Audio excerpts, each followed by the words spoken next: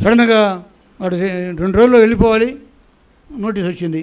అరే బాబు నాకు బ్యాంకు నుంచి నోటీస్ వచ్చిందంటే ఎట్లా నాన్న ఇప్పుడు ఎట్లా అంటే మా ఊరికి వెళ్ళాం, మా వాళ్ళు ఎవరైనా సహాయం చేస్తారని చెప్పేసి. వాడు మా చిన్నాన్న కొడుకు వాడు ఉన్నాడు, వాడికి ఫోన్ చేస్తే వాడు ఫోన్ ఎత్తడంలా. దగ్గరలోనే ఆసుపత్రిలో ఉన్నాడు, వాడు కొడుకు మందు తగ్గి చచ్చిపోవడానికి ఆత్మహత్య చేసుకోవడానికి హాస్పిటల్ చేరి ఉన్నాడు. అన్న నేనేం చేయలేను ఇప్పుడు, మీ అన్న ఊరిలో ఉన్నాడు కదా, నా సొంత అన్న ఊరిలో ఉన్నాడు కదా, మీ అన్నను ఎవరైనా అడిగి అప్పు తీసుకోమని చెప్పిట్టే వాడు ఇస్తానన్నాడు. మధ్యాహ్నం వరకు ఇస్తానని చెప్పి సాయంకాలం కల్లా నేను ఇవ్వనన్నాడు. మళ్ళీ ఏ బస్సుకు వెళ్ళామో అదే బస్సుకు తిరిగి బాధపడుకుంటూ వచ్చాం. వచ్చిన తర్వాత సంఘంలో ఒక కుటుంబాన్ని అడిగాం. వాళ్ళిద్దరికి లేదన్నారు కానీ ఒకళ్ళు ఇచ్చారు, 50,000 ఇచ్చారు. అది సరిపోదు. ఆ 50,000 ఇచ్చి వారం రోజులు ఇచ్చేసేయాలి, మాకు కూడా అవసరం ఉందని చెప్పింటే సరే ఇస్తానని చెప్పాను ధైర్యంగా. అదైనా సహాయమే చెప్పి ముందు 50,000 కట్టాను బ్యాంకులో, మిగతాది కూడా కట్టాలని చెప్పి బ్యాంకు వాళ్ళు అన్నారు. వెంటనే కావాలి, పిల్లడు వెళ్ళిపోవాలి, దూరదేశం వెళ్ళిపోవాలి. వాడు ముందే టికెట్ కొనుక్కొని చేయకపోతే సరిపోయింది. ఒకళ్ళకి ఫోన్ చేశాను. ఆ భార్యాభర్తలు ఇద్దరు మాట్లాడుకుని వాళ్ళ ఇంట్లో ఎంత బంగారం ఉందో అంత కుప్ప ఒక మూట కట్టుకొని తీసుకొచ్చి నాకు ఇచ్చారు. ఈ ఉంగరం కూడా పెట్టాను, పాస్టర్ గారి దగ్గర గొలుసు పెట్టాను. అబ్బాయి జ్వరం ఉన్నా కూడా ఆఫీసులో పర్మిషన్ తీసుకుని HDFC బ్యాంకు తీసుకెళ్ళి నాకు అప్పు ఇప్పించాడు. అది తీర్చడానికి సంవత్సరం పట్టింది. ముందు అంకుల్ ఎప్పుడైనా ఇవ్వండి మీరు అని చెప్పన్నారు, కానీ తర్వాత కొంచెం ఒత్తిడి చేశాడు. ఎందుకో అనుమానం వచ్చిందేమో, సేవకుడు కదా. మా అబ్బాయి కష్టపడి అమౌంట్ అంతా పంపించాడు, వెంటనే తీర్చాను. హల్లెలూయా. అప్పులు చేయడం సహజం, కానీ అప్పులు తీర్చడం చాలా కష్టం. ఆమేన్.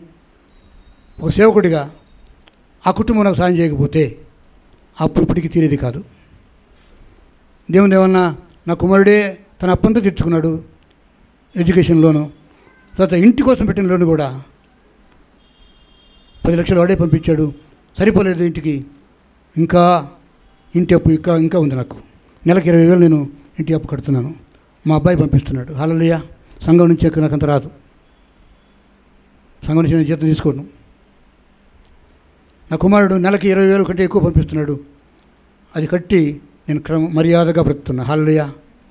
బ్యాంక్ వాడు ఒక్క లెటర్ కూడా నాకు ఇంత పంపలే. ఎందుకంటే every month I'm paying 20,000 rupees to the bank. దేవుడు గొప్పవాడు. హల్లెలూయా. నా కుమారుడు చిన్న వ్యాపారం పెట్టుకుని అక్కడ ఉద్యోగం చేస్తూనే వ్యాపారం పెట్టుకుని ఒక ఫ్రెండ్ని నమ్మి మోసపోయాడు, చాలా నష్టపోయాడు. దేవుడు ఇప్పుడు వాడిని స్థిరపరిచాడు. హల్లెలూయా. వాడు ఇల్లు కొనుక్కోవడానికి, గవర్నమెంట్ ఉద్యోగం చేస్తూనే ప్రైవేట్ ఉద్యోగం చేయడానికి ప్రభు కృప చూపించాడు. దేవుడు గొప్పవాడు.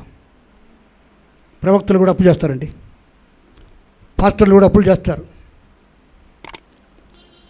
నేను పాస్టర్ ట్రైనింగ్ స్కూల్కి ప్రిన్సిపల్గా ఉన్నప్పుడు చర్చ్ ప్లాంటర్స్ ట్రైనింగ్ ఇన్స్టిట్యూట్ అని చెప్పి సంఘాలు స్థాపించే సేవకుల కాలేజీకి నేను ప్రిన్సిపల్గా ఉన్నప్పుడు నాతో ఒక సేవకుడు ఉండేవాడు, పేరు చెప్పను కానీ. ఆయన భార్య మాట విని అన్ని అప్పులు చేసేవాడు. పాస్టరే, పాపం ఆస్తులు లేవు. ఆయన బ్యాంకులో ఉద్యోగం చేస్తూ బ్యాంకు ఉద్యోగానికి రాజీనామా పెట్టి సేవకు వచ్చాడు. ఏ సంఘంలో ఉన్నా ఆ సంఘంలో స్థిరంగా ఉండడు. ఆ సంఘస్థుల దగ్గర అప్పులు చేస్తాడు, అప్పులు తీర్చాడు. ఆ సంఘంలో చెడ్డ పేరు వచ్చేసి వెళ్ళగొట్టారు. ఇట్లా 3-4 సంఘాలు మారాడు ఆయన. తిరిగి నా దగ్గరకు వచ్చాడు. అయ్యగారు, నాకు నీ ట్రైనింగ్ స్కూల్లో నాకు ఒక ఉద్యోగం ఇవ్వు, నేను సేవకుడిని మా అమ్మ సమర్పించుకున్నాను అని. గొప్ప బ్యాప్టిస్ట్ సంఘ కాపరి, మంచి తలాంతో ఉన్న సేవకుడే. స్టూడెంట్స్ దగ్గర పాస్టర్స్గా ట్రైనింగ్ ఇవ్వడానికి వచ్చినటువంటి ఆ స్టూడెంట్స్ దగ్గర అప్పు చేయడం మొదలుపెట్టాడు. ఆ స్టూడెంట్స్ వచ్చి నాకు కంప్లైంట్ చేయటం, సార్ ఆ సారు ఇంత తీసుకున్నాడు అని చెప్పింటే అని పిలిచి అడిగాను. బ్రదర్, అట్లా చేయొద్దు, మన మర్యాద కాపాడుకోవాలి. ఎంత అప్పున్నా ఎక్కడైనా మీ ఊరిలో నీకు తెలిసిన దగ్గర అప్పు తీసుకోకని, నీ దగ్గర ట్రైనింగ్ అయ్యే వాళ్ళు పాపం ఏమీ లేని వాళ్ళు, ఇంకా పాస్టర్స్ కాలేదు, వాళ్ళు ట్రైనింగ్లో ఉన్నారు, వాళ్ళ తల్లిదండ్రులు ఇచ్చిన డబ్బు కొంచెం ఉంటుంది, వాళ్ళ దగ్గర అప్పు చేసుకుంటే వాళ్ళకి ఎట్లా అని చెప్పి నాకు హాస్టల్ ఉండేది. అప్పుడు హాస్టల్లో వాళ్ళు ఫ్రీ ఫుడ్, ఫ్రీ అంత లాడ్జింగ్ బోర్డింగ్ ఫ్రీ ఉండేది.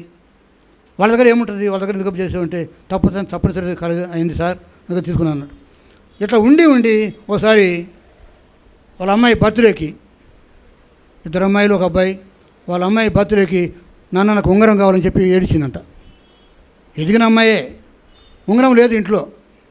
కానీ తండ్రి కుమార్తెను ప్రేమించి మా ట్రైనింగ్లో ఉండేటువంటి పాస్టర్స్ ట్రైనింగ్లో ఉన్నటువంటి ఒక సేవకుడి ఒక కుర్రోడికి ఉంగరం ఉంది, అబ్బాయి నీ ఉంగరం ఇస్తావా కొంచెం అని చెప్పి ఉంగరం తీసేసుకున్నాడు. రేపు ఇస్తానని చెప్పి తీసుకెళ్ళి వాళ్ళ అమ్మాయికి పెట్టి నెలలు అవుతున్నా ఉంగరం ఇవ్వటల్లా. సేవకుడు నా దగ్గరికి వచ్చింది కంప్లైంట్. మరి ఏం చేశాడో, తాకట్టు పెట్టాడో ఏమో తెలియదు. అప్పులు చేయటం అలవాటైతే కొంచెం ధైర్యం వస్తుంది, అప్పులలోనే ధైర్యం వస్తుంది. ఆ తాకట్టు పెట్టాడేమో, రేపు తెస్తాను ఎల్లుండి తెస్తాను, నెల అయిపోతుంది ఉంగరం వెనక ఇవ్వట్లే. చివరికి కంప్లైంట్. నేను అడిగితే లేదు సార్ ఉంగరం లేదన్నాడు. నా పైన ఉన్న డైరెక్టర్ గారు, ఆయనకు తెలిసింది ఈ వార్త, తీసేసేమన్నాడు. సాక్ష్యం లేని సేవకుడు మన సంస్థలో ఉండకూడదు. నాకంటే పెద్ద డైరెక్టర్, నేను డైరెక్టర్ని, నా పైన నేను రీజనల్ డైరెక్టర్ అయితే ఆయన నేషనల్ డైరెక్టర్, అని తీసేయమన్నాడు.